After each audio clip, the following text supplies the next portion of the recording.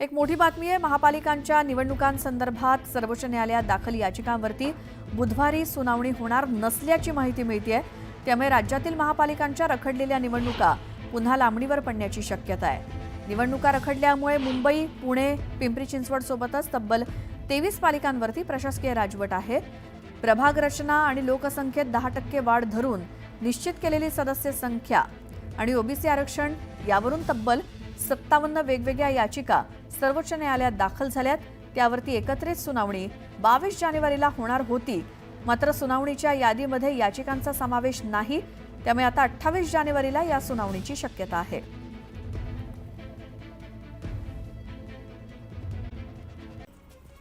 एकतीस मे पर्यंत राज्यातील सर्व गडकिल्ल्यांवरचं अतिक्रमण हटवण्याचे आदेश मुख्यमंत्र्यांकडून अधिकाऱ्यांना देण्यात आले। गडकिल्ल्यांवरील अतिक्रमणावरून मुख्यमंत्र्यांनी आक्रमक पवित्रा घेतला। स्वच्छ, सुंदर आणि प्रदूषणमुक्त मुंबईसाठी पालिकेनं प्लास्टिक पिशवी बंदी कारवाई सुरू केली असून पहिल्याच दिवशी 1145 जणांवरती कारवाई करून 1,45,00,000 रुपयांचा दंड वसूल करण्यात आला।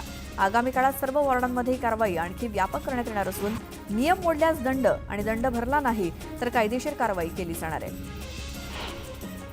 मुंबईमध्ये पुन्हा एकदा प्लास्टिक विरोधी मोहीम तीव्र केली असून पालिकेच्या पथकानं दुकानं आणि आस्थापनांना भेटी देऊन पुन्हा कारवाई केली आहे। एकाच दिवसात 1,145 आस्थापनांना भेटी देऊन त्यांच्याकडनं 61 किलो प्लास्टिक जप्त करण्यात आलंय।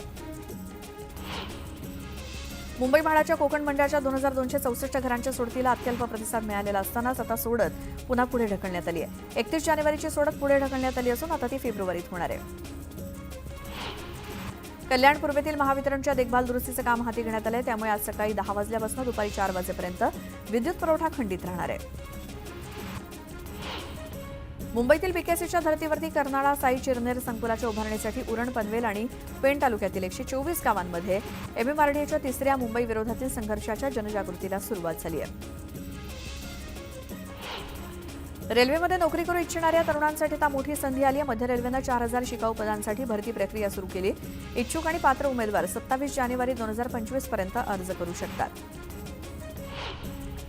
पुण्यामध्ये गेल्या वर्षीच्या तुलनेत यंदा पहिल्या 15 दिवसात चिकनगुनियाच्या रुग्णसंख्येत जवळपास दुपटीने वाढ झाली आहे। राज्यात जानेवारी दरम्यान चिकनगुनियाचे 130 रुग्ण आढळलेत, तर हिवताप आणि डेंग्यूच्या रुग्णसंख्येत गेल्या वर्षीच्या तुलनेत घट झाली आहे। एक मोठी बातमी आहे। महापालिकांच्या निवडणुकांसंदर्भात सर्वोच्च न्यायालयात दाखल याचिकांवरती बुधवारी सुनावणी होणार नसल्याची माहिती मिळतेय।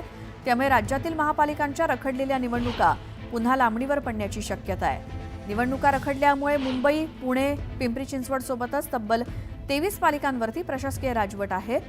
प्रभाग रचना आणि लोकसंख्येत 10% वाढ धरून निश्चित केलेली सदस्य संख्या आणि ओबीसी आरक्षण यावरून तब्बल 57 वेगवेगळ्या याचिका सर्वोच्च न्यायालयात दाखल झाल्यात।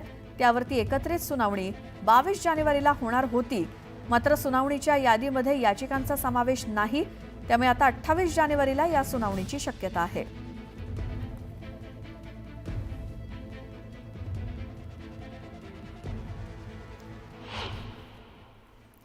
राज्यात मागील काही दिवसांपासून थंडीचा प्रभाव जाणवत होता, परंतु हवामान खात्याच्या अंदाजानुसार पुढील 2 दिवसात राज्यातील बहुतांश भागांमध्ये तापमान वाढण्याची शक्यता आहे। मुंबईतील वाढत्या प्रदूषणाला जबाबदार वाहनांची वाढलेली संख्या आहे। मागील वर्षभरात वाहनांमुळे 1.6 गीगाबाईटनं प्रदूषणात वाढ झाली। मुंबई पालिकेनं याबाबतचा अहवाल सादर केलाय। समुद्राखालील भुयारी मार्गिका पहिल्यांदाच बनवली जाते। या समुद्रातील भुयारी मार्गिकेत एकाच वेळी 2 बुलेट ट्रेन 250च्या गतीनं धावू शकतात। तशा पद्धतीनं या भुयारी मार्गिकेची निर्मिती करण्यात आली, अशी माहिती केंद्रीय रेल्वे मंत्री अश्विनी वैष्णव यांनी दिली। शिक्षण हक्क कायद्याअंतर्गत होणाऱ्या 25% जागांवरील प्रवेश प्रक्रियेला 14 जानेवारीपासून सुरुवात झाली। आरटीच्या प्राप्त अहवालानुसार मागील आठवड्यात जिल्ह्यातनं 10,506 अर्ज प्राप्त झालेत, तर पालकांनी येत्या 27 जानेवारीपर्यंत अर्ज करावेत असं आवाहन करण्यात आलंय। मुंबई व्यावसायिक अभ्यासक्रमाच्या प्रवेश परीक्षेसाठी सुरू केलेल्या ऑनलाईन अर्ज नोंदणी प्रक्रियेला विद्यार्थ्यांचा उत्स्फूर्त प्रतिसाद मिळतोय। आतापर्यंत 3,81,801 विद्यार्थ्यांनी शुल्क भरून अर्ज निश्चित केलेत। त्यात सर्वाधिक अर्ज हे अभियांत्रिकी प्रवेश परीक्षेसाठीचे आहेत, तर MBA, MMS आणि BEd या अभ्यासक्रमासाठी अधिक नोंदणी झाली आहे।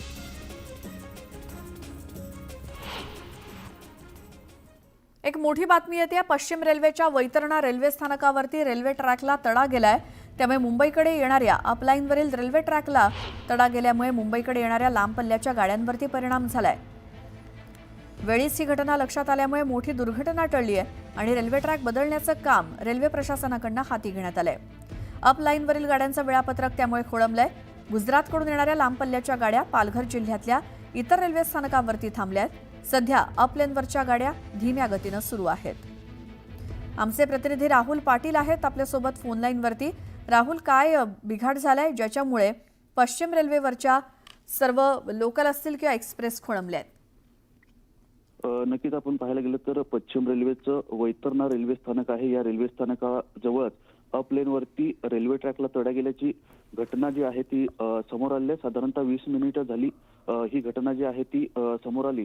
मात्र सुदैवाने वेळीच ही घटना लक्षात आल्याने मोठी दुर्घटना टळली। मात्र सध्या लांब पल्ल्यांच्या गाड्यांवर किंवा ज्या डहाणूपर्यंत येणाऱ्या लोकल आहेत त्याच्यावरती याचा परिणाम झालेला पाहायला मिळतोय। सध्या गुजरातवरून येणारी जी वलसाड एक्सप्रेस आहे ती सफाळ्याजवळ रोखण्यात आली आहे, तर काही गुड्स ज्या आहेत त्या देखील रोखून धरण्यात आलेल्या आहेत। त्याच्यामुळे अपलेनवरील जी रेल्वे सेवा आहे ती सध्या धीम्या गतीने सुरू आहे। मात्र याचा परिणाम जो आहे तो काही वेळातच या सगळ्या पश्चिम रेल्वेच्या अपलेनवरील वाहतुकीवर होताना दिसून येईल। एकूणच पाहिलं तर सकाळच्या सुमारास सध्या काही कर्मचारी जे आहेत ते या ठिकाणी दाखल झालेत। मात्र चाकरमानी असतील किंवा विद्यार्थी असतील यांना या सगळ्याचा आता फटका बसणार आहे। बिलकुल, धन्यवाद या सगळ्या माहितीसाठी। आणखी एक मोठी बातमी आहे, नाशिकमध्ये पालकमंत्री पदासाठी भाजपच आग्रही आहे। भाजप प्रदेशाध्यक्ष चंद्रशेखर बावनकुळे आणि गिरीश महाजन यांच्यामध्ये नाशिकचा पालकमंत्रीपद भाजपकडे ठेवण्यावरती चर्चा झाल्याची माहिती। गिरीश महाजन यांनाच पुन्हा नाशिकचे पालकमंत्री करण्यावरती भाजपचं नेतृत्व ठाम आहे। मुख्यमंत्री देवेंद्र फडणवीस, उपमुख्यमंत्री एकनाथ शिंदे आणि अजित पवार यांच्याशी नाशिकच्या पालकमंत्रीपदाबाबत स्वतः बोलणार आणि आगामी सिंहस्थ कुंभमेळा आणि स्थानिक स्वराज्य संस्थांच्या निवडणुकीच्या पार्श्वभूमीवर पालकमंत्रीपद भाजप नाशिकचं स्वतःकडे ठेवणार अशी माहिती मिळते। आमचे प्रतिनिधी तुषार उपणवर आपल्या सोबत आहेत। तुषार, काय माहिती? श्वेता, नक्कीच की आता आपण जर पाहत असाल तर जर नाशिक आणि रायगड या दोन जिल्ह्यांच्या पालकमंत्री पदाला सध्या स्थगिती देण्यात आलेली आहे।